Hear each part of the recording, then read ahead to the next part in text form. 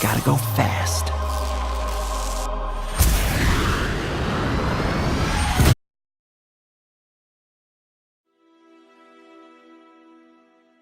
You run around with losers, you will end up a loser, unconsciously.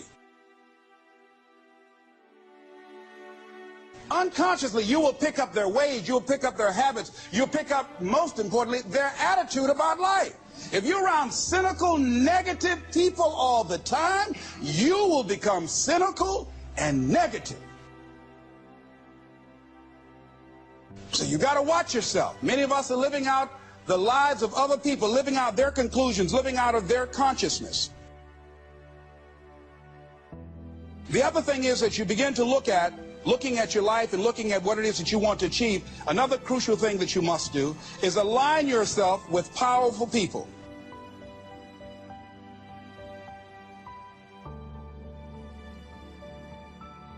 Align yourself with people that can encourage you, people that can empower you, people that you can learn from, people that you can grow from.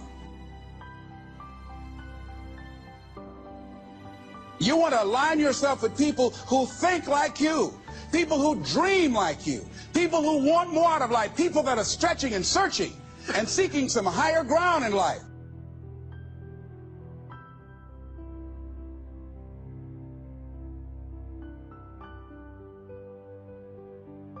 See, it's easy to be on the bottom. It doesn't take any effort to be a loser. It doesn't take any motivation, any drive in order to stay down there on a low level. But it calls on everything in you, ladies and gentlemen. You have to harness your will to say, I'm going to challenge myself. Sometimes I have to pull myself out of bed and say, come on, Les. Things I know I should do, I don't do. Things I shouldn't do, I do. I found that the biggest enemy you have to deal with is yourself.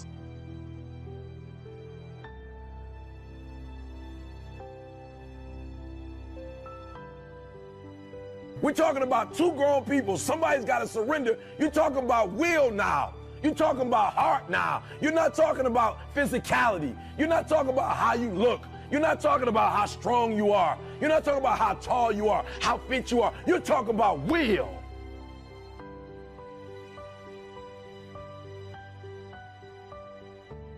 You're talking about where you get to the point where it's two people and somebody got to tap out before the other person taps out. Will. Hearts.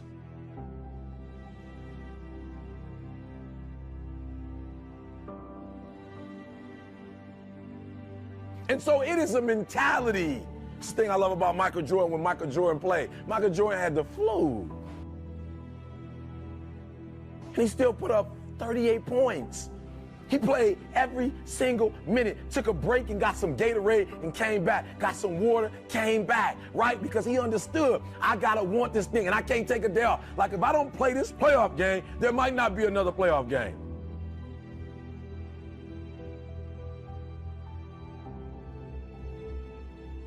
And so what I need you to understand when you do what you do, listen to me, I'm not talking about what you do there, because what you do there has absolutely nothing to do with making that person surrender. What you do there has everything to do with what time you wake up. What is it that you're doing right now that would be a liability for you? As you begin to look toward the future and take inventory of yourself, what is it about you right now that you've got to leave this behind because this no longer fits? Looking at where you want to go and the kind of person that you must become, the kind of standards that you have for you. What is it that you must do differently?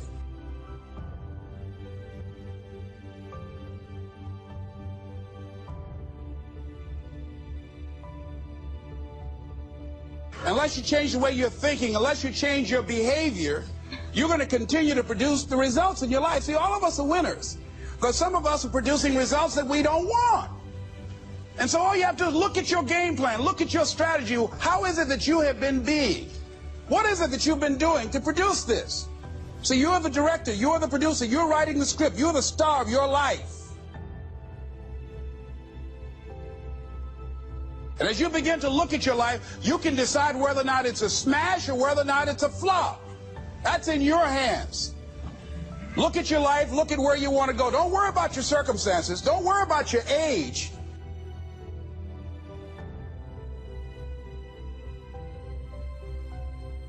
If you want to make this your decade, you've got to start saying yes to your life. You've got to start saying yes to your dreams, yes to your unfolding future, yes to your potential. So you've got to make a conscious, deliberate, determined effort to say yes to your dreams. Why not? Why not me? Don't spend time like most people going through life complaining. Use that energy to get up from there and move on and get on with your life.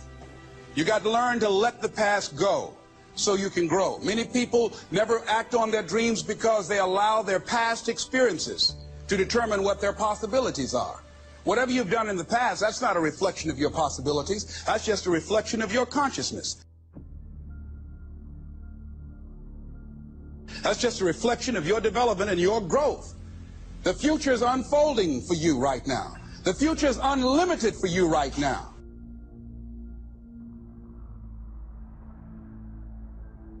No one knows where you can go. No one knows what you're capable of or what's possible for you. It has everything to do with how you eat. It has everything to do with how you work out, how you prepare. It has every single thing to do with how you think.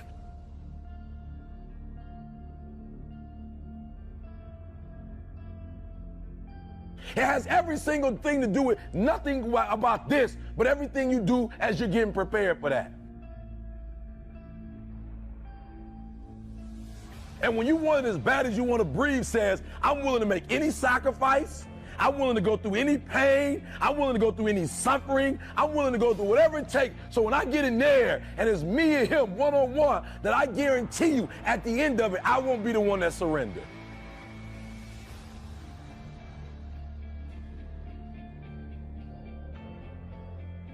Nobody goes in there to lose. You both want the exact same thing. You both got family out there. You both got friends out there.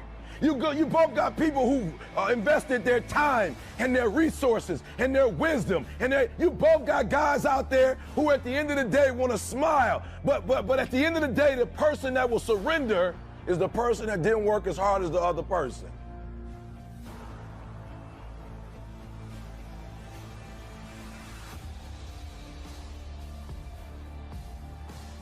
I guarantee you that his trainer is saying he did this and he did that, he did this and he did that. I guarantee you that this person didn't just start doing this for the first time. And some of you in here, you on the upswing. Like for real, you trying to get back. You're trying to get back to a certain place. You're trying to make a name for yourself. And I'm telling you, this is the opportunity to do it. But what do you have to do? You got to work harder than the other person.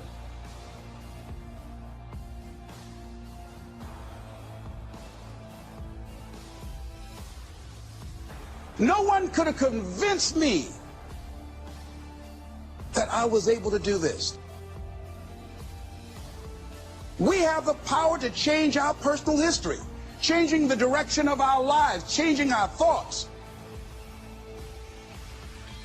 changing where we want to go, exploring new horizons. So as you begin to look at this decade and affirming that this is your decade, as you set goals that will make you stretch, that will bring out the best in you, as you begin to remove the negative, toxic people from your life, as you decide to take some chances in life,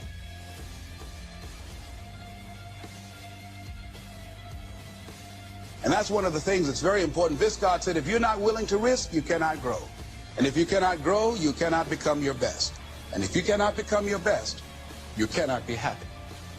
And if you can't be happy, then what else is there?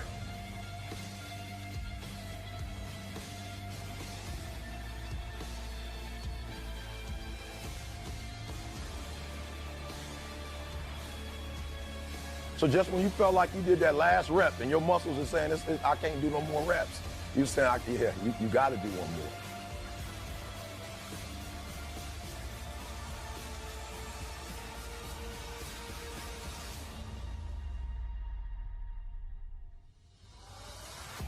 Because right now, while you quitting, he might be doing 5 more.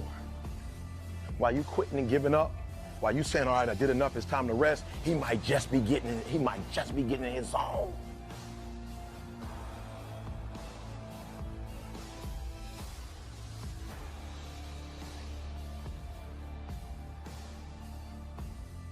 The harder you work, the harder it is to surrender. I told Mr. Washington I wanted to become a disc jockey. Someone asked me to tell this story. And he said, Les Brown, he said, if you want to do anything worthwhile in life, you've got to be hungry. And so I started working to develop myself. He said, I want you to practice every day being a disc jockey. I said, but I don't have any job now. He said, it doesn't matter. He said that it's better to be prepared for an opportunity and not have one than to have an opportunity and not be prepared. So every day I was working to develop myself. And that's what you must do. And as I was working to develop myself, I applied for a job as a disc jockey, WMBM on Miami Beach. Went to a guy named Milton Butterball. I said, how you doing, Mr. Butterball? I'd like to get a job as a disc jockey. He looked at me, he said, you have any broadcast background? I said, no, sir, I don't. You have any journalism background? I said, no, sir, I don't. He said, we don't have any jobs available. I said, yes, sir. I went back to Mr. Washington and I told him. He said, don't take it personally. He said, most people are so negative, they will have to say no 7 times before they say yes. He said, go back again. So I went back again. I said, how you doing, Mr. Butterball? My name is Les Brown. He said, I know what your name is. What do you want? I said, I'd like to know whether or not you have any jobs as a disc jockey, sir. He said, didn't I just tell you yesterday we didn't have any jobs? I said, yes, sir, but I know whether or not somebody got laid off or somebody was fired, sir. He said, no one was laid off or fired. Now get on out of here. I came back the next day. Hello, Mr. Butterball, how are you? He said, fine, what do you want now? I said, I'd like to know whether or not you got any jobs, sir. Didn't I tell you the last 2 days we didn't have any jobs? I said, yes, sir, but I don't know whether or not somebody got sick or somebody died, sir. He said, no one got sick or died. Now don't come back here and throw me out again. I came back the next day like I was seeing him for the first time. I said, hello, Mr. Butterball, how are you? He looked at me with rage. He said, go get me some coffee. I said, yes, sir.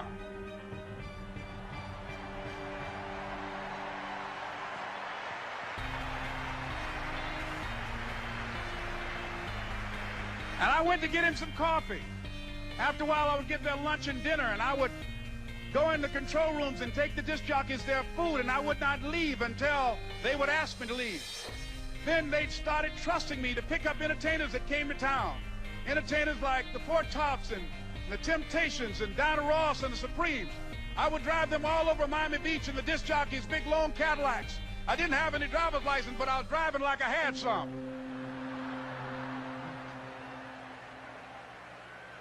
And one day, one Saturday afternoon, while I was at the radio station, a guy named Rock was drinking while he was on the air.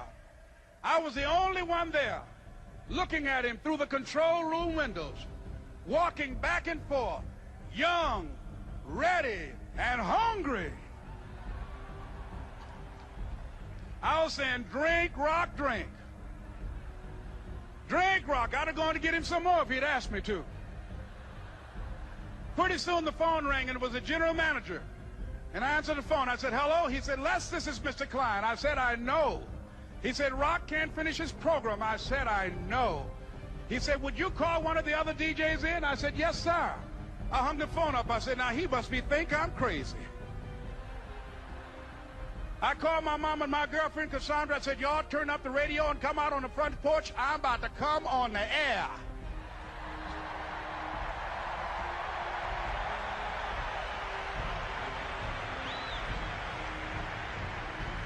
I waited for about 20 minutes, and I called him back. I said, Mr. Klein, I can't find nobody.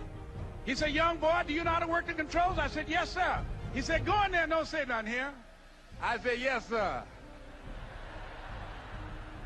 I couldn't wait to get behind those controls. I put on an old Stevie Wonder record called Fingertips. I sat down behind that turntable. I said, look out, this is me, LB Triple P. Les Brown, your platter playing papa. There were none before me, and there will be none after me. Therefore, that makes me the one and only. Young and single and love to mingle, certified, bona fide, indubitably qualified to bring you satisfaction, a whole lot of action. Look out, baby, I'm your love man. I was hungry. I was hungry.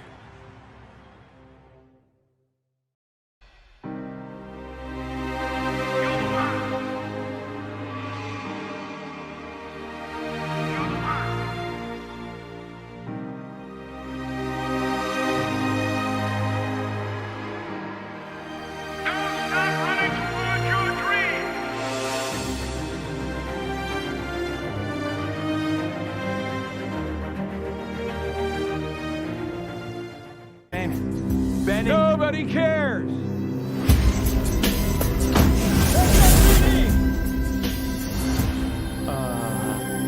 Meow.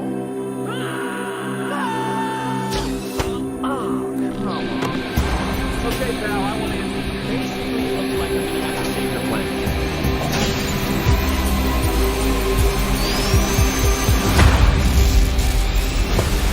Oh, is that all you got?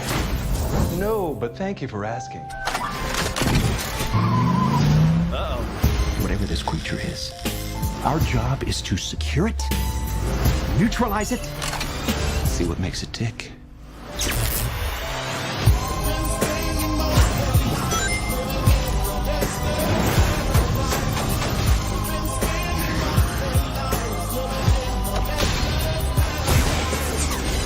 Look at this. I took 9 million steps today.